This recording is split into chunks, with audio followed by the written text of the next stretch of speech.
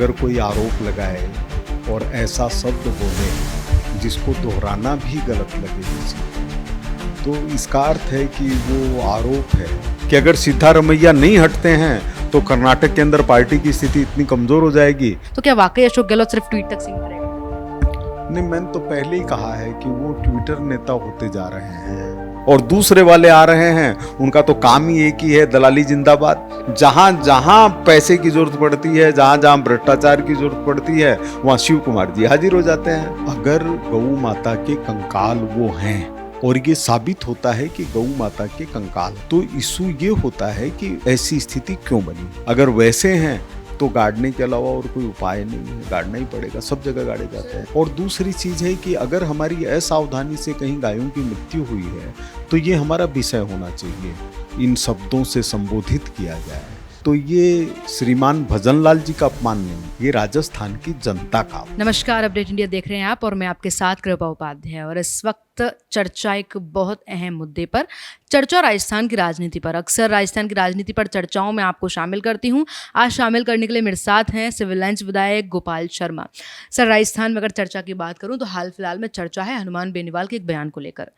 BJP के सभी नेताओं ने अपनी प्रतिक्रिया दे दी। सोचा आपसे भी प्रतिक्रिया लें कि हनुमान बेनीवाल ने जिस तरीके से कल शाम जब उनके जयपुर कूच था, ठीक है, वो किसी आंदोलन को कर रहे थे, उस दौरान उन्होंने भजनलाल शर्मा को लेकर एक आपत्तिजनक बयान दिया, जिसके बाद भजनलाल शर्मा के समर्थन, बीजेपी कार्यकर्ताएं, तमाम सब लोगों में जो है आक्रोश है। उन्होंने जो कुछ कहा उसको अगर दोहरा नहीं सकते, इसका अर्थ है जो कुछ कहा वो गलत है। अगर कोई आरोप लगाए और ऐसा शब्द बोले जिसको दोहराना भी गलत लगे किसी को, तो इसका अर्थ है कि वो आरोप है, वो आरोप नहीं है बल्कि अपशब्द है, उसको लगाया जाना उचित नहीं है, गलत है। आरोप भी नहीं था सर, एक्चुअली क्या था कि किसी बात को लेकर चल रहा था तो उन्होंने बोला भजनलाल शर्मा मूर्खों के भी राजा हैं, ये उनकी शब्दावली थी। हाँ, अगर लोकतंत्र के एक राज्य के सबसे बड़े निर्वाचित नेता को इन शब्दों से संबोधित किया जाए तो ये श्रीमान भजनलाल जी का अपमान नहीं है, ये राजस्थान की जनता का अपमान है। सर, कितना सही लगता है कि आप मान लीजिए किसी और पार्टी से हैं, आप सांसद हैं, लेकिन अपने किसी संबोधन में आप लगातार बीजेपी को, कांग्रेस को और कई अन्य नेताओं को इतने अपशब्द, इतनी अपनी शब्दावली का जो प्रयोग करते हैं लोग, क्या मतलब लोकतांत्रिक में इसका कोई न्याय का वो नहीं है, गुनाह माना जाता है इसको, क्या तरीका है?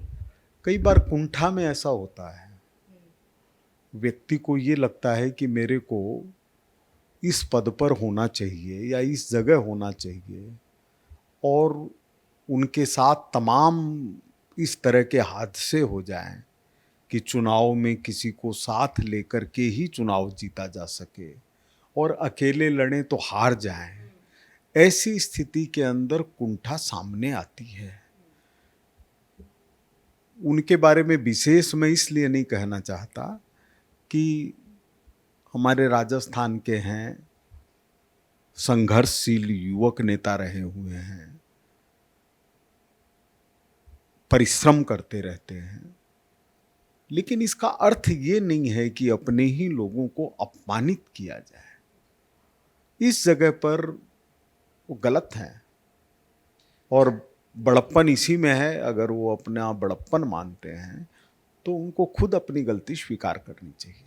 आपने संघर्षशील नेता का, आपने कहा कि अपने लोगों को ऐसा नहीं बोलना चाहिए। उनका एक बयान और था इसी भाषण के दौरान, वो लगातार विपक्ष और कांग्रेस पर जो है, विपक्ष और पक्ष पर लगातार आरोप प्रत्यारोप कर रहे थे। इस दौरान वो बोलते हैं कि कहीं ना कहीं कांग्रेस ने जाके बीजेपी को बोल दिया कि भाई ये लो, तुम 7 उपचुनावों की सीटों को ले लो, जाओ अपने आप जो है सीटों को बांट दो। और कांग्रेस के जो नेता हैं, पूर्व मुख्यमंत्री अशोक गहलोत, उनका काम ही क्या है, ट्वीट पे ट्वीट करते रहते हैं, लेकिन हाल फिलहाल में कितने भी बड़े मुद्दे हो गए उनके भी ट्वीट नहीं देखे गए। तो क्या वाकई अशोक गहलोत सिर्फ ट्वीट तक सीमित रह गए? नहीं, मैंने तो पहले ही कहा है कि वो ट्विटर नेता होते जा रहे हैं। उनके प्रति जनता का प्रेम, जो प्रेम उनकी उम्र के कारण है, वो जितने पदों पर रहे उसके कारण है। अगर हम उसको भुनाते हैं और अपनी बुजुर्गियत के लिहाज से जनता के बीच में रहना चाहते हैं तो ये स्वाभाविक नहीं है। अशोक गहलोत जी को मौका देना चाहिए उन लोगों को जिनको वो ठीक मानते हैं। कोई जरूरी नहीं है, अगर उनका श्री सचिन पायलट जी से विवाद है तो ये उनकी पार्टी तय करेगी, इसमें हम लोग कहीं शामिल नहीं हैं। लेकिन अगर वो जनता के हिसाब से 3 बार मुख्यमंत्री, 3 बार प्रदेश कांग्रेस अध्यक्ष और 3 बार केंद्रीय मंत्रिमंडल के किसी न किसी स्तर के मंत्री रहे होने के कारण वो अगर उपयुक्त मानते हैं तो उनको ये चाहिए कि ऐसे लोगों को आगे लाने की कोशिश करें जिनके कंधे पर वो हाथ रख सकें और जिनके लिए वो कह सकें कि ये व्यक्ति इसलिए समर्थन के योग्य है क्योंकि ये राजनीतिक शुचिता में विश्वास करता है, ये व्यक्ति ईमानदार है, इस व्यक्ति ने कर्मठता पूर्वक राष्ट्रीयता की भूमिका का निर्वाह किया है। अगर ये गहलोत साहब नहीं कर पाते हैं और केवल इसी के इर्द गिर्द लगे रहते हैं कि कैसे 3 बार को मैं चौथी बार बनाऊं, तो इसका कोई फायदा नहीं है। क्योंकि कोई व्यक्ति 3 बार प्रदेश अध्यक्ष बनता है, 3 बार मंत्री बनता है, 3 बार मुख्यमंत्री बनता है, टोटल संख्या 9 होती है, इसका मतलब है कि 9 बार बना ही नहीं है, 9 बार हटाया भी गया है। तो इसलिए बनना मायने रखता है, तो उनको कुछ लोगों को आगे बढ़ाना चाहिए, ऐसे लोगों को जो राजनीतिक शुचिता से जुड़े हों। एक बात बड़ी गौर की कही, वो बात बाद में, लेकिन पहले आपको ये बता दूं कि गोपाल शर्मा ऐसे व्यक्तित्व हैं जो सालों साल से राजस्थान की राजनीति को परखते हुए आ रहे हैं। हमेशा से देखा है क्या उतार है, क्या चढ़ाव है। सही बात है सर। और आपने इस बीच एक बात कही कि सचिन पायलट के साथ क्या विवाद रहा है। अक्सर देखा गया सोशल मीडिया पर भी काफ़ी सुर्खियां रहीं कि अशोक गहलोत और सचिन पायलट के बीच विवाद रहा है। अब बीच में कुछ फोटोज भी वायरल हुए, गले मिलते हुए, घर आना जाना हुआ। तो क्या लगता है विवाद कम सा हो गया है? नहीं, गले मिलने का मतलब ही यही है कि दिल मिले हुए नहीं है। सार्वजनिक रूप से अगर कोई किसी के गले मिल रहा है, ये राजनीतिक व्यक्ति, इसका मतलब है वो उस चीज का प्रदर्शन भी कर रहा है, तो उसकी कोई आवश्यकता नहीं है। अगर गले ही मिलना हो तो मैंने तो कोई ऐसी फोटो नहीं देखी जिसमें वो गोविंद डोटासरा जी के गले मिल रहे हों या टीकाराम जूली के गले मिल रहे हों। तो हम ये तो नहीं मान सकते कि उनके मन में कोई जाति भेद है कि टीकाराम जी के नहीं मिल सकते और सचिन पायलट जी के मिल सकते हैं। ये जरूर है कि राजनीति के अंदर दिखावे की राजनीति कांग्रेस ने शुरू की है। भारतीय जनता पार्टी में इन सब चीज़ की जरूरत नहीं पड़ती कि कोई किसी को गले मिल रहा है, दिखा रहा है, ये कर रहा है। वो स्वाभाविक है, एक परिवार है, आपस के अंदर व्यवहार करते हैं, कभी किसी में तनाव भी हो सकता है, लेकिन वो स्थायी नहीं होता। ठीक है सर। एक आपने वो मदन राठौड़ साहब की भगवा रंग की ईवी कार देखी आपने? भगवा रंग की ईवी कार लेकर आए हैं और फिर जनता पूछ रही है कि कब गोपाल शर्मा लेकर आ रहे हैं। बड़ा वायरल हुआ ये पोस्ट है कि भगवा रंग की ईवी कार है, क्योंकि जिस तरीके से प्रधानमंत्री और मुख्यमंत्री भजनलाल शर्मा ने आह्वान किया है अपने मदन राठौड़ लेकर आते हैं, तो फिर जनता सवाल पूछ रही है कि अब प्रदेश अध्यक्ष ले आए तो विधायक साहब कब लेकर आ रहे हैं। भगवा रंग हम लोगों को शुरू से आकर्षित करता है और हम ही लोगों को नहीं, पूरे भारत को आकर्षित करता है। इसीलिए भगवा रंग की हम पूजा करते हैं, भगवा रंग को श्रेष्ठ मानते हैं। कभी भी हम ये नहीं देखेंगे कि पायदान है वो भगवा रंग का है, चाहे वो किसी भी पार्टी का मानने वाला हो, किसी भी विचार का मानने वाला हो। तो निश्चित रूप से भगवा रंग आकर्षक लगता है, लेकिन वो संजोग की बात है कितना आदमी भगवा हो पाए। और हमारे जो प्रदेश अध्यक्ष जी हैं वो तो बहुत मतलब युवावस्था से समर्पित हैं। जब लोगों का जीवन शुरू होता है उस समय वो प्रचारक रह चुके थे। तो मैं तो देखूंगा तो मुझे बहुत खुशी होगी कि उस गाड़ी में बैठे हुए हैं। तो जब जैसलमेर से वो तस्वीर आती है सर कि गौ माताओं का अवशेष पड़ा है, फिर वहाँ समाज सेवी पहुँचते हैं, उन्होंने आरोप लगाए कि जेसीबी से गौ माताओं के अवशेष को जो है दबा दिया गया है। इस चर्चा पर जो है किसी भी बीजेपी नेता का कोई बयान नहीं आता है। ऐसे में आप क्या कहना चाहेंगे? देखिए, अगर गौ माता के कंकाल वो हैं और ये साबित होता है कि गौ माता के कंकाल हैं, तो इशू ये होता है कि ऐसी स्थिति क्यों बनी। कहीं गायों की स्वाभाविक मौत के बाद बचे हुए कंकाल तो नहीं हैं। अगर वैसे हैं तो गाड़ने के अलावा और कोई उपाय नहीं है, गाड़ना ही पड़ेगा, सब जगह गाड़े जाते हैं। दरअसल हुआ यूं था कि इसमें रिसर्च भी आया था कांग्रेस काल में, जब गौ माताओं को लंपी वायरस हुआ उस वक्त दवाइयाँ दी गई। ये गौ अवशेष जो हैं उनकी जब जांच की गई तो वो दवाइयों का अब जो है उसमें कारण आया है, और ये 200 गाय जो हैं ये डंपिंग यार्ड में पाई गई हैं, यानी कहीं से मरी हुई हैं और यहाँ लाकर डाल दी गई हूँ। ये संभव है, संभव है। ऐसी चीज़ों का पता भी लगाना चाहिए ताकि लोगों की भावनाओं को आघात नहीं पहुँचे। और दूसरी चीज़ है कि अगर हमारी असावधानी से कहीं गायों की मृत्यु हुई है तो ये हमारा विषय होना चाहिए। इसका कारण ये है कि भारत के अंदर गौ माता किसी जानवर, पशु या आर्थिक हिसाब से उनका महत्व नहीं है, उससे ज़्यादा महत्व इस बात का है कि भारत की एक व्यवस्था है। भारत की व्यवस्था ये है कि ये नदी घाटियों के किनारे विकसित हुई और धर्म के आधार के ऊपर आगे बढ़ी, जिसमें हम लोगों को बताया गया कि इन इन चीज़ों का पालन करना चाहिए। उसके हिसाब से जो चीज़ें स्वीकार की गई उसमें खेती करना, उसके अंदर गायों का पालन, उसके अंदर अपने से बड़ों का सम्मान, उसके अंदर घर के अंदर तुलसी का पौधा, ये एक प्रतीक स्वरूप चीज़ें तय हुई। और उसमें ये हुआ कि अगर इसमें से कहीं भी कोई घात होता है या व्यवधान होता है तो ये हमारी पूरी कल्चर को प्रभावित करेगा। तो गौ माता उसी का प्रतीक है। अभी जिस तरह से अलग अलग तरह के बयान आ रहे हैं, बीफ को लेकर के भी आ रहे हैं और ये सब हैं, इसके लिए एक सामूहिक रूप से विचार विमर्श होकर के सरकार के स्तर के ऊपर निश्चित रूप से गाय श्रद्धा का केंद्र है और उनके लिए निश्चित कोई कानून बनना चाहिए। तो क्या लगता है कि जैसे पश्चिम बंगाल में कह दिया गया कि गौ माताओं के जो मांस है उस पर रोक लगा दी जाएगी, तो राजस्थान में भी कहीं ये चर्चा हो सकती है? नहीं, राजस्थान में तो है ही। राजस्थान के अंदर गोमांस अगर कहीं पर बिक्री हो रहा है या गाय को कहीं काटा जा रहा है तो इसको जनता नहीं सहन करने वाली है, इसकी कानून की जरूरत नहीं है। जैसे हम इंसान के मारे जाने को सहन नहीं कर सकते, वैसे ही गायों के मारे जाने को सहन नहीं कर सकते, क्योंकि हमारी श्रद्धा और आस्था से जुड़ा हुआ विषय है।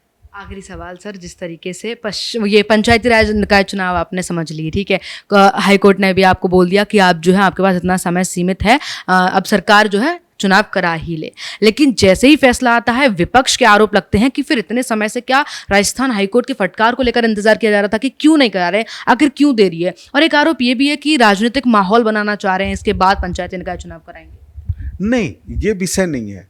कोर्ट को ये लगा कि 31 जुलाई तक चुनाव हो जाने चाहिए। अब कोर्ट को जो लगा, कोर्ट ने जो डिसीजन दिया उस डिसीजन के आगे क्या किसी को कुछ कहने का अधिकार प्रतिबंधित कर दिया कि इसके खिलाफ नहीं बोल सकते?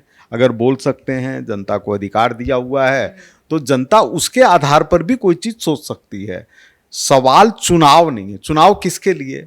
जनता के लिए। जनता के लिए जब चुनाव, तो जनता के लिए जो जो चीजें जरूरी है अगर वो चीज हो रही है तो ही चुनाव। इंदिरा गांधी जी ने क्यों इमरजेंसी के अंदर चुनाव को टाला? राजस्थान के अंदर 17 साल तक पंचायती राज के चुनाव नहीं हुए। इसका अर्थ ये नहीं, भारतीय जनता पार्टी ने किसी भी स्तर के ऊपर कभी ये नहीं कहा कि हम चुनाव नहीं चाहते। चुनाव तो करवाने ही पड़ेंगे, लोकतंत्र है। और लोकतंत्र और भारतीय जनता पार्टी ने ही समय समय पर कांग्रेस के रोके हुए चुनाव को करवाने का काम किया है। तो हमारे सामने विषय ये है कि चुनाव हो तो ये सवाल नहीं उठे कि फला वर्ग संतुष्ट है, फला वर्ग असंतुष्ट है। ये सब चीजें करने के लिए आज जैसे पश्चिम बंगाल में चुनाव हुए, ममता बनर्जी हारी, लेकिन भाजपा ने कितने चुनाव लड़े, कभी उनकी सरकार को बर्खास्त नहीं किया गया।